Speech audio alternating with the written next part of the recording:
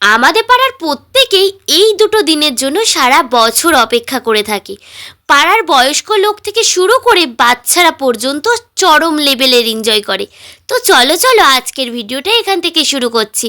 Hello everyone, কেমন আছো তোমরা সবাই? আশা করি তোমরা সবাই অনেক ভালো আছো, আর আমরাও কিন্তু অনেক ভালো আছি। তো দোল পূর্ণিমার আগের দিন আমাদের পাড়াতে হয় গোপাল পুজো, আর এই গোপাল পুজোকে ঘিরেই কিন্তু আমাদের পাড়ার সবাই এত মজা করে। তো যথারীতি এই বছরও আমাদের পাড়াতে পুজো হয়েছিল, আর এইদিকে হচ্ছিল কীর্তন। আর আমার পাপা তো কীর্তনের তালে তালে নাচাও শুরু করে দিয়েছে। আর এইদিকে দেখো, শুধু আমার পাপা না, আমাদের পাড়ার ছোট ছোট বোন ভাইরা থেকে শুরু করে এদিকে কাকিমারাও নাচানাচি শুরু করে দিয়েছে।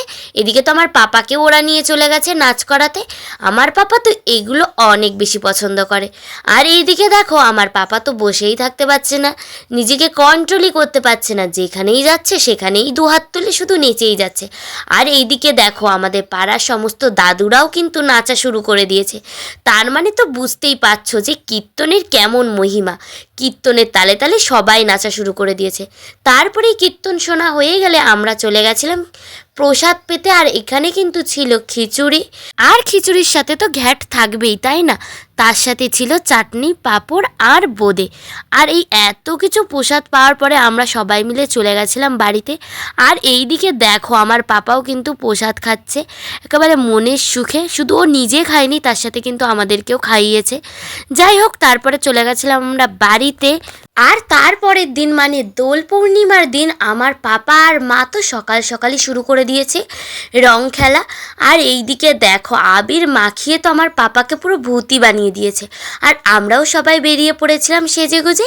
আর এই মুহূর্তটাই কিন্তু সব থেকে বেশি আনন্দের, কারণ নাচতে নাচতে এপাড়া ওপাড়ায় যে আবির খেলার মজাই আলাদা। আর আমাদের পাড়ার তো প্রত্যেকে নাচানাচি শুরু করে দিয়েছে।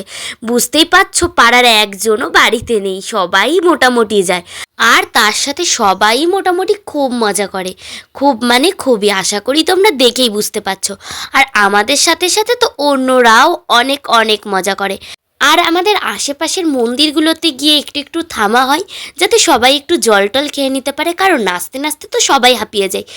আর ছেলেরাই যেহেতু রাস্তা দিয়ে পুরো একদম ঠিকঠাকভাবে পরিচালনা করে আমাদেরকে সবাইকে এত আনন্দ করার সুযোগ করে দেয়, তাই তারা অতটাও নাচতে পারে না। কিন্তু যখন কোনো মন্দিরের সামনে থামা হয়, তখন ছেলেরা চুটি আনন্দ করে। আর এটা তো লোকনাথ মন্দিরের সামনে, আর মন্দিরের সামনে সবাই দেখো কেমন নাচানাচি করছে। আর লোকনাথ মন্দির থেকে তো আমাদের ঠান্ডা ঠান্ডা বাতাসার জলও দিয়েছিল। তো এই ছিল আমাদের সবার এত মজার একটা ছোট্ট ভিডিও। তোমাদের কেমন লাগলো অবশ্যই কমেন্ট করে জানিও। আর যদি ভালো লেগে থাকে তাহলে অবশ্যই একটা লাইক করে দিও। আর তোমরাও কেমনভাবে রং খেললে বা হোলি খেললে অবশ্যই জানিও। তো এখন সবাইকে টাটা, দেখা হচ্ছে নেক্সট কোনো একটা সুন্দর ভিডিওতে।